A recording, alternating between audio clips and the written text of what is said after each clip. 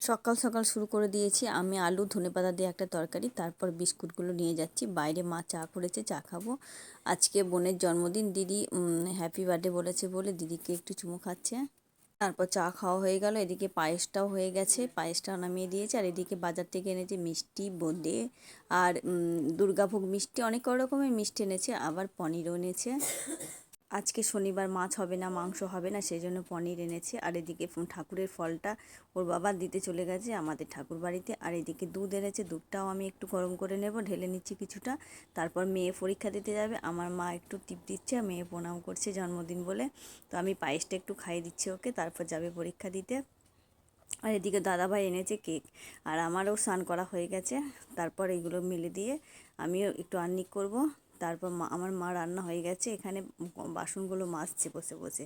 আমার বাড়ির অবস্থাটা তোমাদেরকে একটু দেখাই। এখানে শিক নিয়ে এসেছে, কেননা কালকে আমাদের কলমের খাঁচা বাঁধবে। আমি এখানেই, আয়নাটা আমাদের আলমারিটা নিচেই আছে, এখানেই আমি সাজুগুজু করে নিচ্ছি একটু। তারপর আনি করব, স্নান করলাম, আজকে ছুটি আছে আমার। আর মেয়ে যাচ্ছে ওর বোনকে আনতে, বোনকে আনতে নয়, ঠাকুর বাড়ি যাচ্ছে প্রসাদ আনতে, তারপর বোনকে আনতে যাবে। স্কুলে পরীক্ষা শেষ হয়ে গেছে, 1টা বাজে।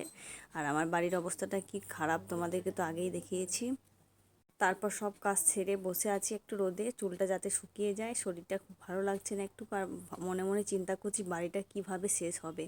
তারপর কি করব, ওরা আস্তে আস্তে আমি কি করি, একটু বাসনগুলো একটু বের করি। আজকে জন্মদিন তো, বাবা মেয়ে দুজনের একদিনে জন্মদিন, তো একটু কাঁসা থালা বাটি বের করলাম। আর পিছনের মিস্ত্রিগুলো কতটা কাজ করলো একটু দেখতে গেলাম। তো দেখছি অনেকটাই কাজ এগিয়ে গেছে। এদিকে মেয়ে ভাত বেড়ে দিচ্ছে, বাবা আর বোনের জন্য, দুজনের জন্মদিন, জোড়া জন্মদিন আজকে আমাদের। তো এখানে আমাদের জন্মদিনে কেক কাটা আর ভাত একসাথে হয়ে যাচ্ছে এবার, কেননা আমার বাড়ির পরিস্থিতি তোমরা দেখতেই পাচ্ছ কি হচ্ছে। থাকার খুব মুশকিল হয়ে গেছে, ঘর ভেঙেছে তো একসঙ্গেই হয়ে গেল। একটাই কেক এনেছে, দাদাভাই এনেছে, এইটাই বাবা মেয়ে দুজনেই কাটছে। এবার আমাদের পরিস্থিতি খুব খারাপ বাড়ির, মানে বাড়ির বলতে কি, বাড়ি ভেঙেছে, খুব কষ্ট করে থাকতে হচ্ছে। তো এইটুকুই, যেটুকু পারলাম আর কি সেইটুকুই করেছি। তো বাবা কেকটা খেতে ভালো লেগেছে বলে বারবার খাচ্ছে।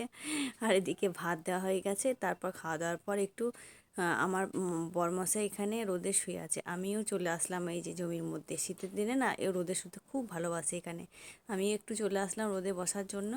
তারপর বাড়ি এসে একটু কি করলাম, পিঠে খুব যন্ত্রণা করছে, তো একটু কলা খাচ্ছি। আমাকে ডাক্তারবাবু কলা খেতে বলেছে, আমি কলা একদমই পছন্দ করি না, তবু চাপে পরিস্থিতিতে খেতে হবে আমার অসুবিধার জন্য। আর জামা কাপড়গুলো কি অবস্থা দেখো, সমস্তটা ভাঁজ করব, তারপর একটু বসতে পারবো। অনেকটা সন্ধে হয়ে এসেছে এবার, এগুলোকে ভাঁজ করে বিছানাটা পরিষ্কার করে তারপর বসে যাব। আর আজকে রাতের মতো সেরকম রান্না কিছু করতে হবে না, দিনে প্রচুর রকমের আইটেম হয়েছিল, সেগুলো সব একটু একটু করে আছে। যদি হয় একটু গরম ভাত করব, ওইগুলো দিয়েই খাওয়া হয়ে যাবে, আজকে আর রুটি বানাবো না। তো সমস্তটা গুছিয়ে তারপর আমি এখানে বসবো। আজকে থেকে তো মেয়ের পরীক্ষা শেষ হয়ে গেছে, আজকের দিনটা আর পড়বে না, কয়েকদিনে বোধহয় পড়বে না, রেস্ট নেবে।